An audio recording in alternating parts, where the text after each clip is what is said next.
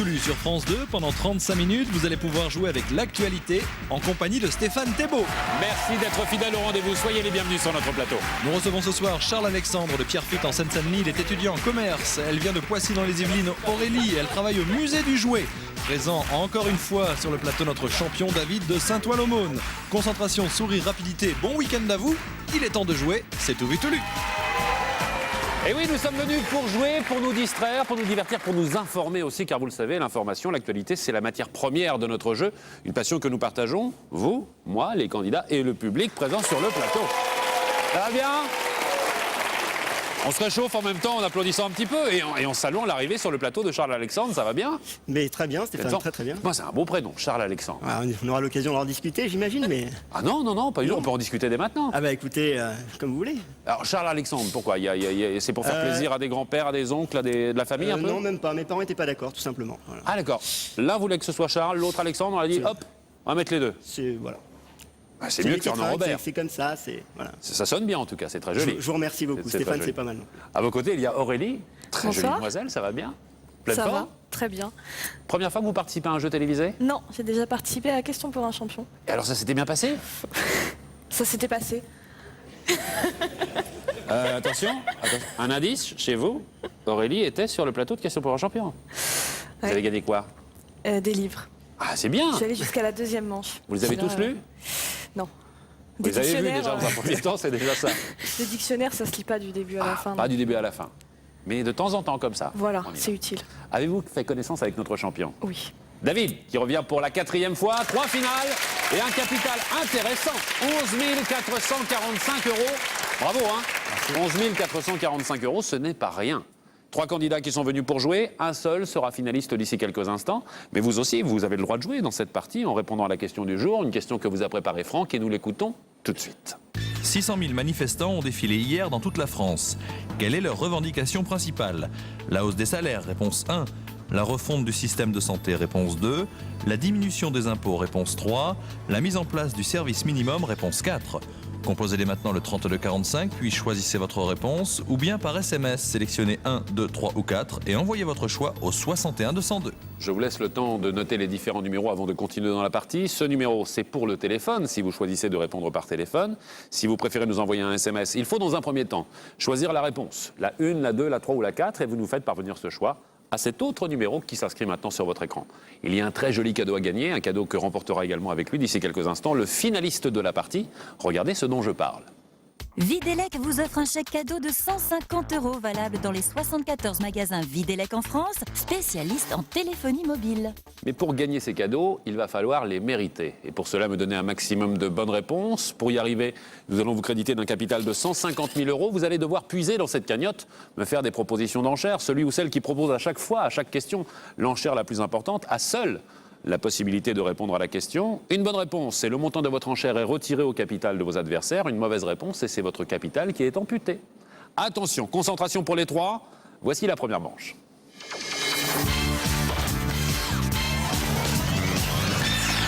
La première manche nous ramène, vous le savez, en 2004, l'année dernière. Vous allez devoir me proposer maintenant des enchères par palier de 500 €. On parle dans un premier temps transport aérien et prévention. Transport aérien, prévention. La date de l'information en 2004, c'était très exactement le 12 mars 2004. C'est le début d'une grande opération. Les responsables de l'aéroport d'Orly lancent une campagne de capture sur 850 hectares. Leur cible, un animal réputé inoffensif, mais qui menace la sécurité des pistes.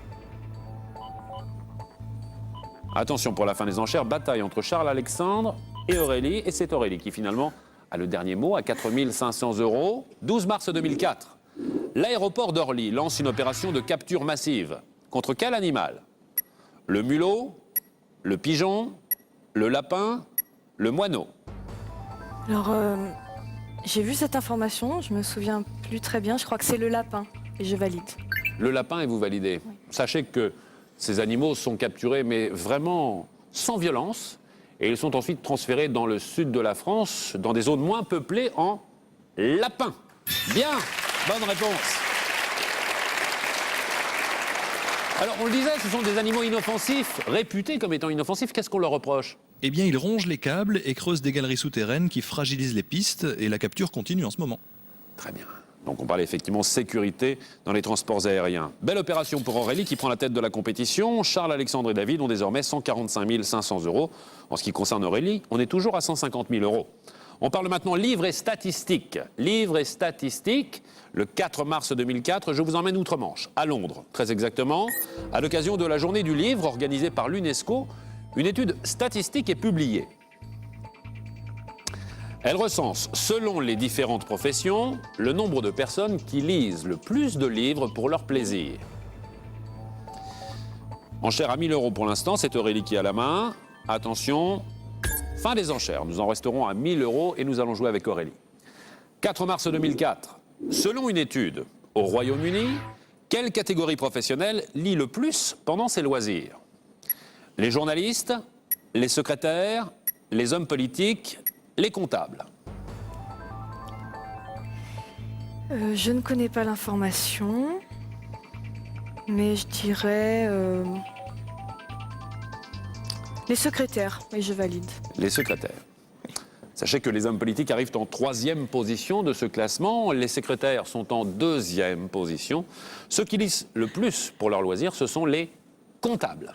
Les comptables, c'est étonnant, hein, mais ils lisent énormément pour leur plaisir. 149 000 euros désormais pour Aurélie. Charles, Alexandre et David sont restés à 145 500 euros. On parle d'insolite, on parle de fugue, insolite et fugue. 13 mars 2004. Surprise pour 2 habitantes de la ville d'Alençon. Il est 6 heures du matin quand ces femmes remarquent une petite fille qui marche seule dans la rue. Elle avait réussi à tromper la vigilance de ses parents et la police la raccompagne tranquillement chez elle. Ah, Aurélie à la main et elle la conserve. 1 500 euros sur cette enchère. Attention Aurélie, le 13 mars 2004, pour quelle raison une fillette de 4 ans a-t-elle fugué au petit matin? Pour rejoindre son fiancé de 6 ans, pour emmener son nounours en voyage, pour arriver la première à l'école, pour échapper au monstre caché sous son lit. Alors je crois me souvenir que c'est pour rejoindre son fiancé de 6 ans, et je valide. Pour rejoindre son fiancé de 6 ans. Vous l'auriez fait, vous, à l'âge de 4 ans? Je crois pas. J'habitais vraiment en pleine campagne. Aviez-vous un fiancé de 6 ans? Je crois pas non plus. Ah, c'est ça. La fugue n'aura duré qu'une quinzaine de minutes. Interrogée sur ses intentions, la fillette a expliqué, mais le plus sérieusement du monde, qu'elle était allée rejoindre son fiancé de 6 ans. Un grand garçon. Alors forcément, quand on voit cette information, ça nous fait sourire, on trouve ça très mignon, très poétique. Mais on imagine un petit peu la peur des parents. La petite fille de 4 ans qui est partie comme ça, pour aller rejoindre son fiancé de 6 ans. Quand même. On va maintenant faire un point sur les scores. C'est Aurélie qui est en tête de la compétition avec 149 000 euros. Égalité parfaite entre Charles, Alexandre et David à 144 000 euros. Je m'en réfère à notre juge arbitre. Franck, qui doit tenter le tout pour le tout? Eh bien, au cours de cette première manche, tout le monde l'a constaté, Aurélie n'a eu de cesse de prendre la main pour passer à l'antenne. Et après elle, c'est David qui a été le plus combatif, c'est donc lui qui tente le tout pour le tout. David, c'est le champion, il veut absolument parvenir à une 4e finale, il mérite effectivement d'être récompensé dans sa fougue, dans son énergie. David, nous y retournons, nous allons tenter maintenant le tout pour le tout.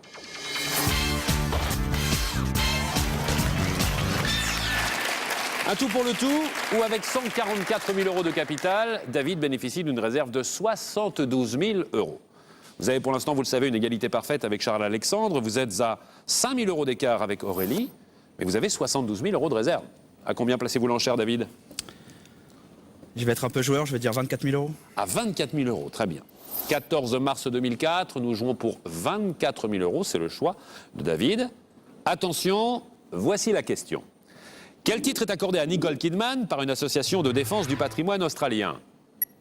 Sublime lumière du bush, kangourou bondissant, trésor national vivant, koala pacifique.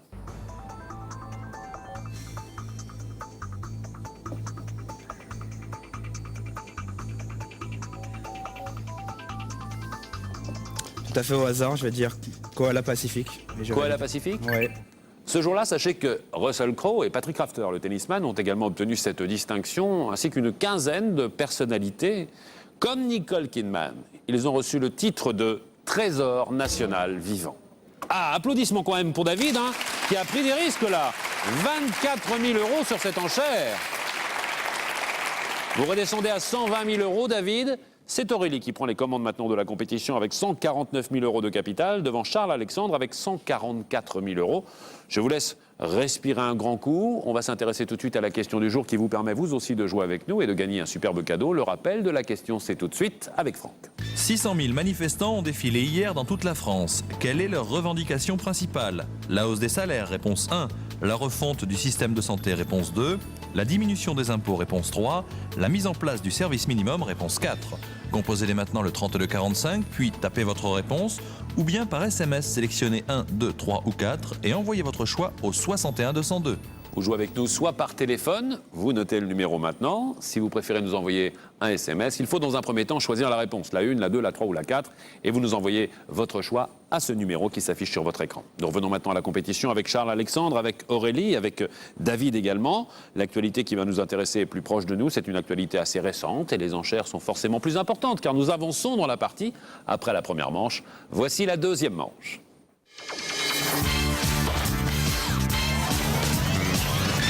Une deuxième manche avec des enchères, cette fois-ci proposées par palier de 1 000 €. Le premier thème abordé est celui-ci, maire, département. Maire, département, la date de l'information il y a quelques semaines, le 21 février 2005. Mouvement de protestation. 200 maires entament une grève des commissions administratives. Ils espèrent interpeller le gouvernement sur un projet qui menacerait leur département, les Alpes de Haute-Provence. Grogne des maires des Alpes de Haute-Provence. Enchère à 6 000 €. C'est Aurélie qui nous fait cette proposition et qui va devoir répondre seule à la question. Le 21 février 2005, 200 maires des Alpes de Haute-Provence se mettent en grève. Contre quoi protestent-ils? Une nouvelle ligne ferroviaire, un plan de licenciement, la fermeture de classes maternelles, la déviation de la route Napoléon. Alors, je ne connais pas l'information, mais au hasard, je vais dire la fermeture de classe maternelle et je valide. La fermeture de classes maternelles et vous validez. Charles-Alexandre, avez-vous eu vent de cette information? Pas du tout. Pas du tout. Vous auriez fait quel choix? Par originalité, j'aurais dit la déviation de la route Napoléon. Déviation de la route Napoléon. David? Ouais, peut-être la même chose. La route. Même chose, Ouais, déviation de la route Napoléon. 200 maires du département des Alpes de Haute-Provence se sont mis en grève, pour protester contre un plan de licenciement. Un plan de licenciement. Vous voulez des précisions sur ce plan de licenciement? Oui. Écoutez Franck. Eh bien, en janvier dernier, une filiale d'un grand groupe pétrolier a annoncé la suppression de 380 postes à l'usine de Saint-Auban. Les maires ont donc décidé de soutenir les salariés et de lutter contre ce plan de licenciement. C'est simple, Aurélie? Tous ensemble, tous ensemble. 143 000 € le capital d'Aurélie. C'est Charles-Alexandre qui est maintenant en tête avec 144 000 €. 120 000 € le capital de David. Charles-Alexandre, je vous sens très à l'aise. Ça, je ressens bien le coureur de fond. Ah oui. Doucement, mais avec de l'endurance. Voilà, régularité. Vous avez une vraie passion pour la course de fond, c'est ça? Ouais, grande passion. Mais surtout course de fond. Donc, Vous avez fait beaucoup de marathons déjà ou pas? Non, pas de marathon, mais pour Des l'instant, je suis semi-marathons sur une déjà ligne, qui devrait me mener vers le marathon. Et vous courez combien de fois par semaine? Combien d'heures par semaine? Je dirais 3 heures par semaine. 3 heures par semaine?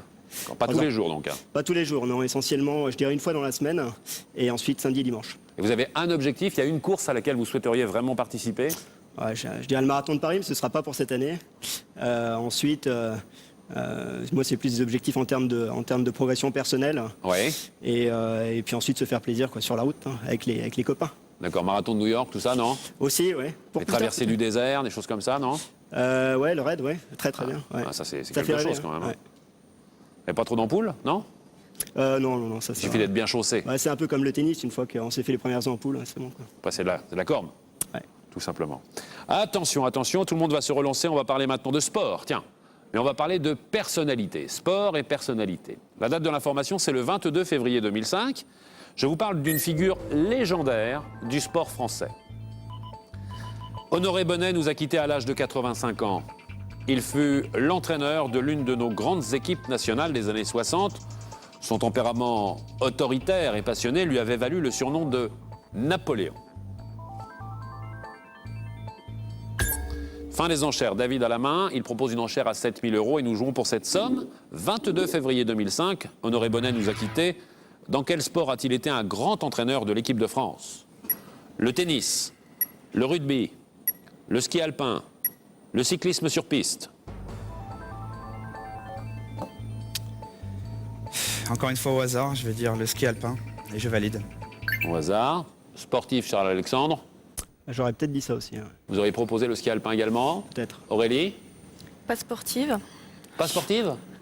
J'aurais dit, je sais pas, le rugby. Le rugby. Pourquoi pas? Honoré Bonnet a entraîné une équipe de France qui, en 3 Olympiades, a remporté 17 médailles, dont 8 médailles d'or. C'était en ski alpin.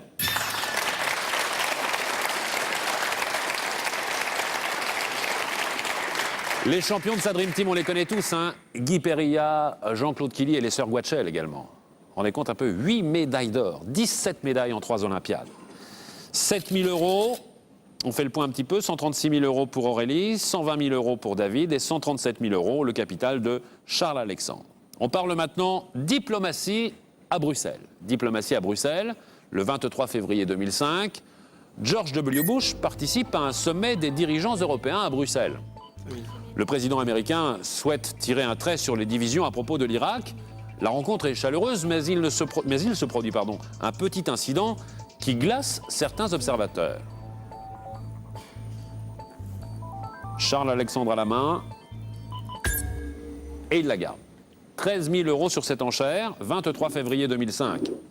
Lors de sa visite à Bruxelles, à qui George W. Bush n'accorde-t-il que 7 secondes d'attention? Gerhard Schröder, José Manuel Durão Barroso, Tony Blair, José Luis Rodríguez Zapatero.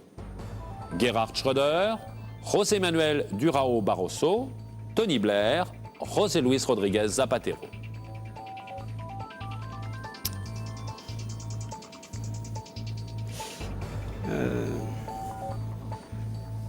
Je me demande si c'est pas José Luis Zapatero. Et Monsieur Zapatero? Ouais. À Bruxelles, George W. Bush a donné une accolade à Tony Blair. Il a embrassé Silvio Berlusconi. Il a dîné avec Jacques Chirac. En revanche, il n'a accordé que 7 secondes d'attention à José Luis Zapatero. José Luis Rodríguez Zapatero. Bien. Alors, pourquoi tant de froideur, Franck? Eh bien, souvenez-vous, pour les fidèles, on en a parlé hier. Dès son arrivée au pouvoir en avril dernier, José Luis Rodríguez Zapatero a décidé de rappeler le contingent espagnol envoyé en Irak par son prédécesseur, José María Aznar. D'où l'animosité assez peu diplomatique de George W. Bush, affichée à l'égard du chef du gouvernement espagnol. Eh oui, merci Franck, vous avez raison de le rappeler. On en parlait hier dans l'émission. Pour suivre l'information, regardez, tout vu, tout lu, tout simplement. 137 000 euros le capital de Charles-Alexandre, 123 000 euros le capital d'Aurélie. David, notre champion, en fâcheuse posture. 3e position avec 107 000 euros de capital. Il va falloir tout de suite tenter le tout pour le tout.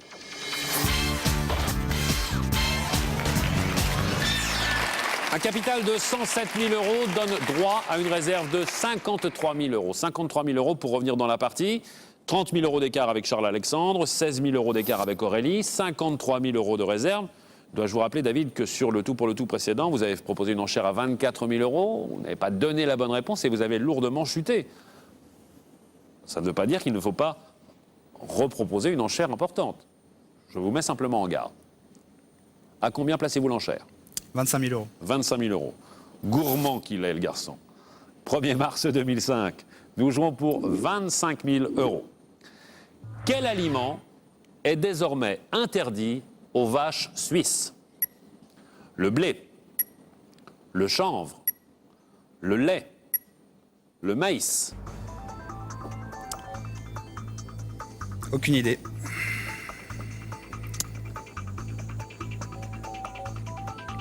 Je vais dire le blé. Le blé? Ouais. Le gouvernement suisse prohibe un aliment destiné aux vaches helvétiques et contenant un psychotrope présent aussi dans le cannabis. Il s'agit du chanvre. Le chanvre et non le blé. Faut arrêter le chanvre, elles devenaient toutes mauves les vaches là-bas. Fallait absolument arrêter. Applaudissements pour David, on y croit jusqu'au bout. On est redescendu d'un étage. Vous avez prévenu un petit peu avant. Hein. Attention, mais on ne sait pas sur quoi on va tomber. Hein. 82 000 euros pour David, 123 000 euros pour Aurélie, 137 000 euros pour Charles-Alexandre. On s'intéresse maintenant au nom de celui ou de celle qui, lors de l'émission précédente, a trouvé la bonne réponse à la question du jour. Et par bonheur, son nom a été tiré au sort. Regardez bien, c'est peut-être maintenant votre nom qui s'affiche sur l'écran. C'est Madame Janine Menet de Éric en Loire-Atlantique qui a été tirée au sort parmi toutes les bonnes réponses. Et malheureusement, c'est l'AS Monaco qui s'est incliné mercredi soir en 8e de finale de la Ligue des Champions. Les hommes de Didier Deschamps ont été battus 2-0 par le PSV Eindhoven.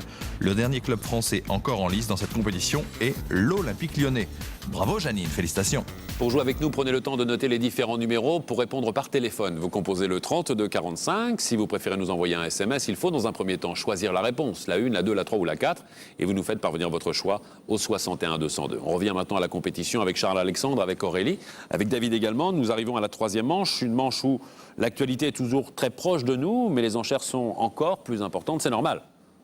Concentration pour tout le monde. Troisième manche.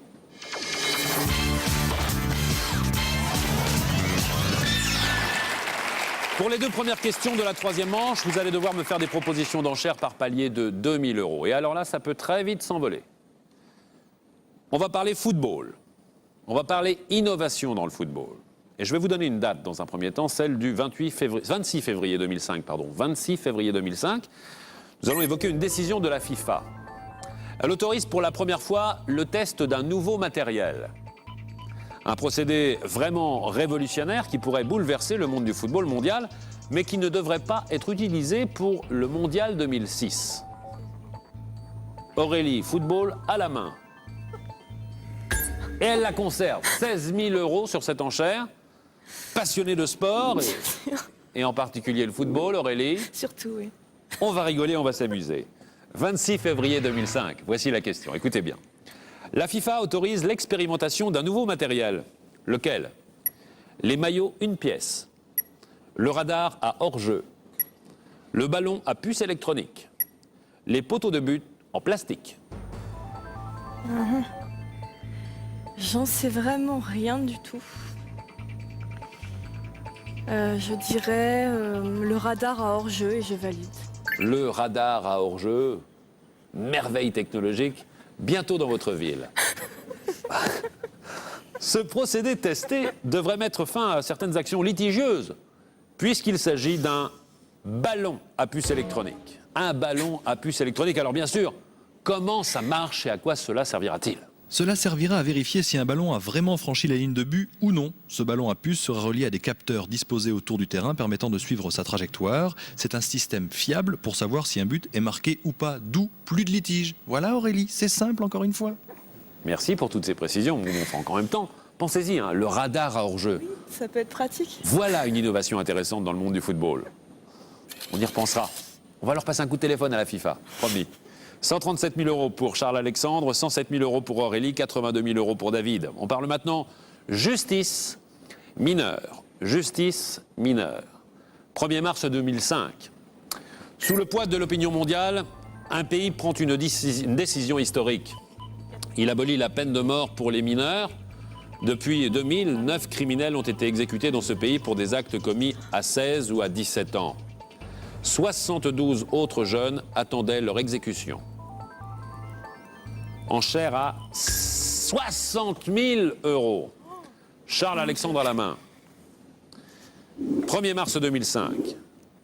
Quel pays abolit la peine de mort pour les criminels mineurs au moment des faits? Les États-Unis, l'Iran, la Chine, le Pakistan. Alors j'ai lu l'information, il me semble qu'il restait 2 pays à avoir cette peine de mort pour les mineurs, l'Iran et les États-Unis, et ce sont les États-Unis qui abolissent cette peine de mort. Par 5 voix contre 4, les juges de la Cour suprême ont décidé d'abolir l'exécution des criminels mineurs aux États-Unis. Bonne réponse.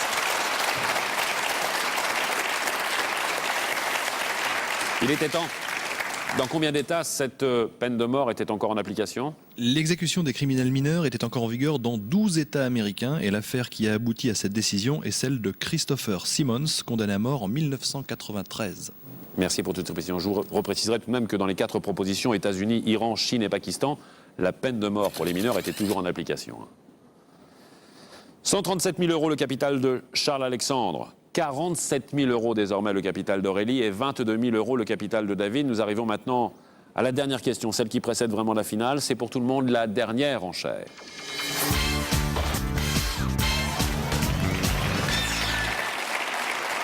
Pour cette dernière enchère, d'ici quelques instants, vous allez devoir me faire des propositions par palier de 5 000 €. Nous allons aborder ce thème politique et congrès pour la dernière enchère. Politique, congrès, la date de l'information, c'est le 28 février 2005. Et je vous emmène, regardez bien, à Versailles. À Versailles, le Parlement se réunit en congrès. Convoqué par le président de la République, cette réunion permet de réviser la Constitution.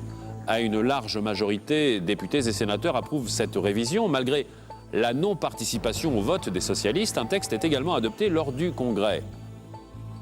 Il y avait du monde ce jour-là. Il va falloir maintenant me faire vos propositions par palier de 5 000 €. Top! Vous avez 20 secondes pour me faire vos propositions et tenter de répondre à cette dernière question.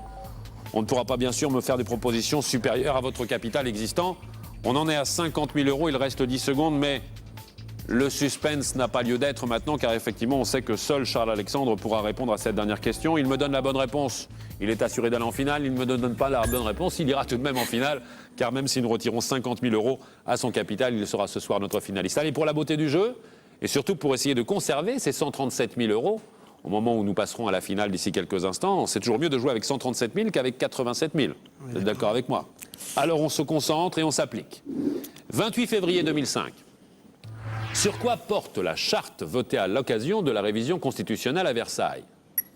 La décentralisation, l'environnement, les libertés individuelles, la parité homme-femme. Cher à Jacques Chirac, c'est l'environnement. L'environnement, Ouais. avec beaucoup d'assurance, l'adoption du projet de révision constitutionnelle ouvre la voie au référendum sur la Constitution européenne. L'autre texte adopté introduit dans la Constitution la notion de principe de précaution avec la charte de l'environnement. Bien. Finale amplement méritée. D'ici quelques instants pour Charles-Alexandre, on va applaudir et remercier Aurélie d'être venue nous voir. Féliciter également David qui ne repart pas les mains vides. David repart avec un très joli capital. Hein. Ah oui, 11 305 €, je crois à peu près. Hein. À peu près, ouais. Peut-être à peu près, c'est quand même pas mal. C'est un beau capital. Merci d'être venu. On va se retrouver pour la première finale de Charles-Alexandre d'ici quelques instants. 3 minutes pour répondre à 10 questions sur des personnes, des personnalités qui font ou qui ont fait l'actualité. Soyez avec nous au rendez-vous, c'est tout de suite sur France 2.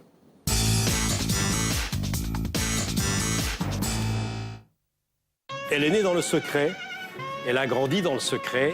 Dimanche, Michel Drucker reçoit une jeune femme au parcours atypique, Mazarine Pinjot. Vous dites j'étais un joli petit mensonge qui courait dans la cour de l'école. J'avais pas de secret, c'est moi qui étais le secret. À 13h45, avec Renaud, Elie Semoun et Robert Badinter, entre autres, C'est une histoire d'amour, tout simplement, d'un père pour sa fille. Mazarine évoque le souvenir de son père. Il me laissait totalement libre, il me faisait confiance aussi.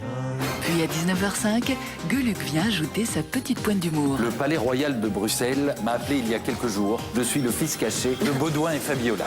Mazarine Pinjot se livre dans Vivement Dimanche et Vivement Dimanche prochain sur France 2.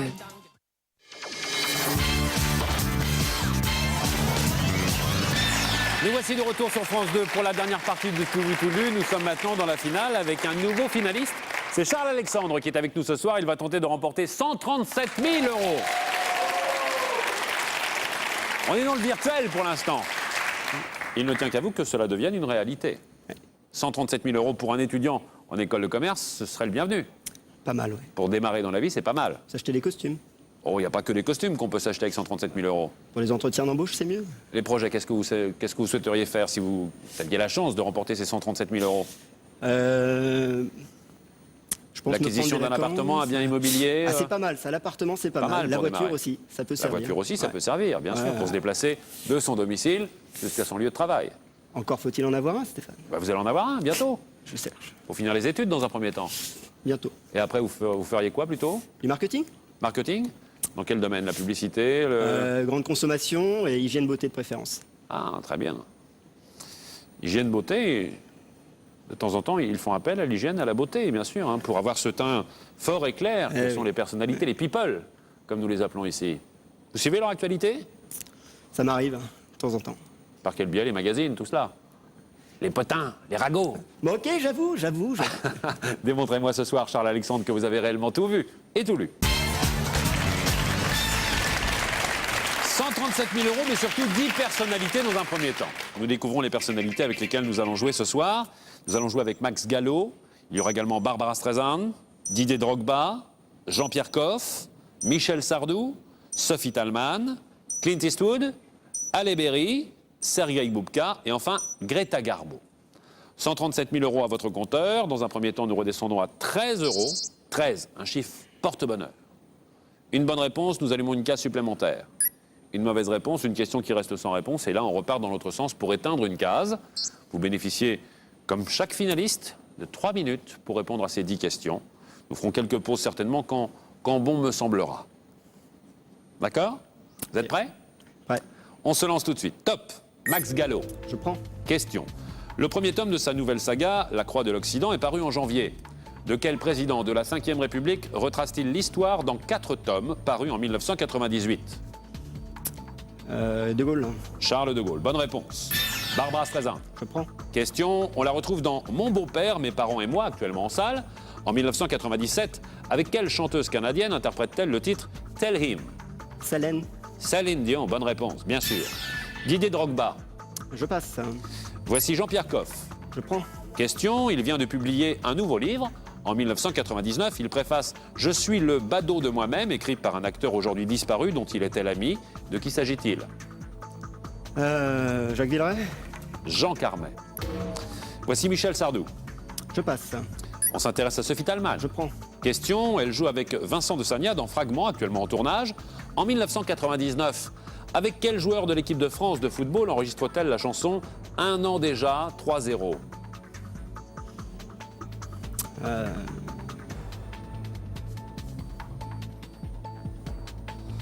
En 1999, avec quel joueur de l'équipe de France de football enregistre-t-elle la chanson « Un an déjà, 3-0 » Christian Carambeu.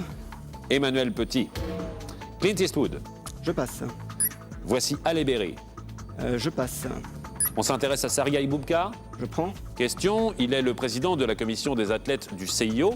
Dans quelle discipline a-t-il été sacré 6 fois champion du monde? Le saut à la perche. Saut à la perche, bonne réponse. Greta Garbo. Je prends. Question, la biographie La véritable Greta Garbo de Bertrand Meyer-Stablet est parue en janvier.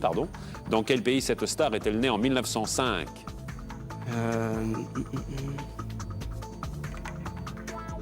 L'Allemagne. La Suède. J'arrête le chronomètre tout de suite. Il nous restera 1 minute et 6 secondes pour répondre aux 4 dernières questions. Nous sommes un peu grimpés et puis nous sommes redescendus. Nous sommes toujours, quoi qu'il en soit, à 13 euros. C'est une somme incompressible. On ne descendra pas plus bas que 13 euros.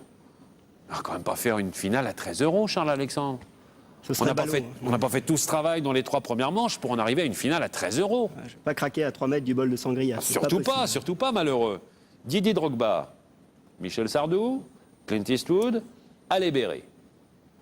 4 bonnes réponses et on sera à 137 000 euros. On se concentre, hein. On y retourne. Top.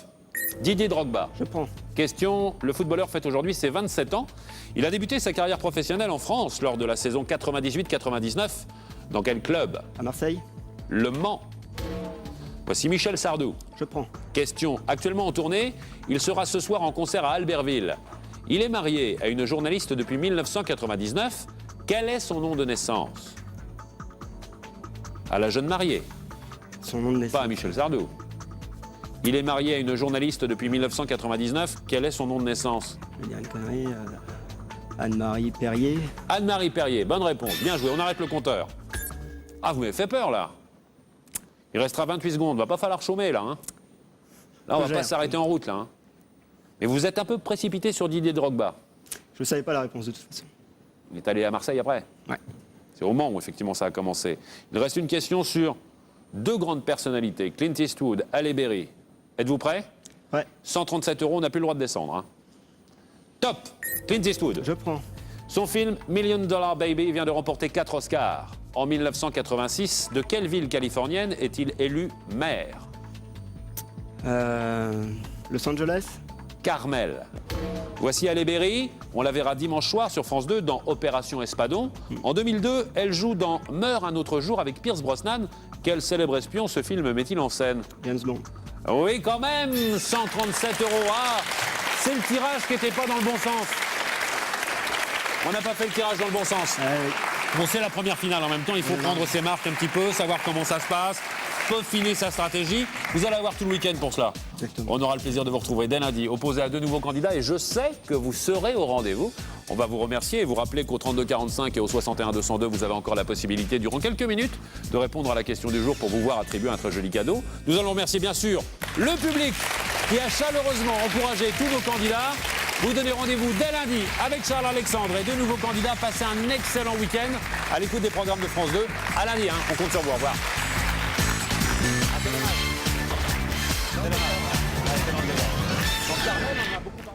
Mais l'histoire est écrite par ceux qui gagnent. Oui, les vainqueurs.